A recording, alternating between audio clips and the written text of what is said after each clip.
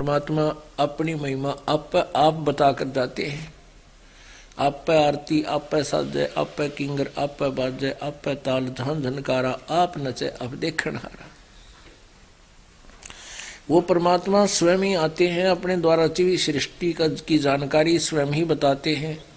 ब्रह्मा विष्णु महेश और काल की सतीथि से भी परिचित वही कराते हैं कि जिनको तुम परमात्मा मान बैठे हो ये मोक्षदायक नहीं है, ये तुम्हारे को इस काल के जाल में फंसाने का ही उत्तम साधन है, फंसाए रखने का। क्या बताते थे? कै खाना कै सोवना और न कोई चित, हर्षा प्रीतम विसारा बालापन का मृत्यु।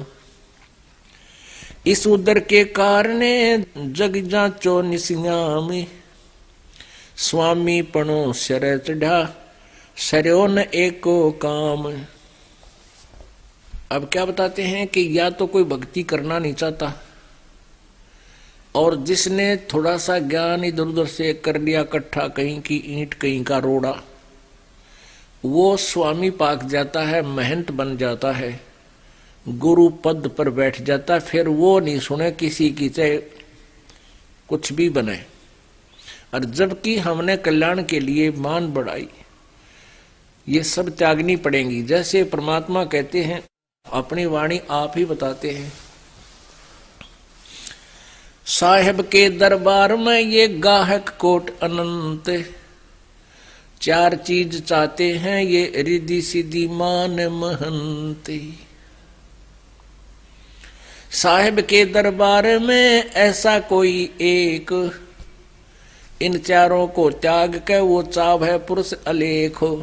इन चारों को रिद्धि सिद्धि मान महंत स्वामीपना इसने भूल के परमात्मा पाने के लिए ये सब त्यागनी पड़ेंगी। स्वामी होना सोहरा दोरा होना दासे, गड्र आनी ऊन को व बांधी तरह कपासे।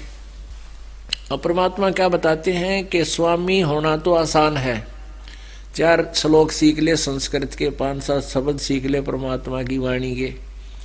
श्रद्धालु लोगों में मूर्ख बनाने के लिए, उनको आकर्षित करने के लिए बहुत कुछ है तेरे लिए, लेकिन परमात्मा पाने के लिए दोहरा होना दास।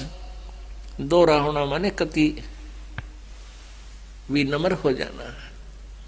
और जो अपनी मान बढ़ाई में फूले फिरते हैं वो तो ऐसे हैं जैसे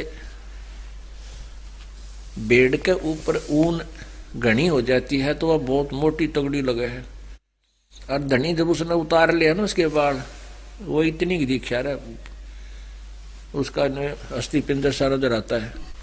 तो परमात्मा कहते हैं कि तू यहाँ तेरे को 10-20 प्रणाम करने वाले हो गए और महाराज जी कहने लगे तो ऐसा है जैसे बेड़ के ऊपर कपास व रुई, और वहां पर काल तार लेगा, फिर जीव का जीव रह जाएगा तू। तो ऐसे ही परमात्मा ने हमें समझाने की चेष्टा की है।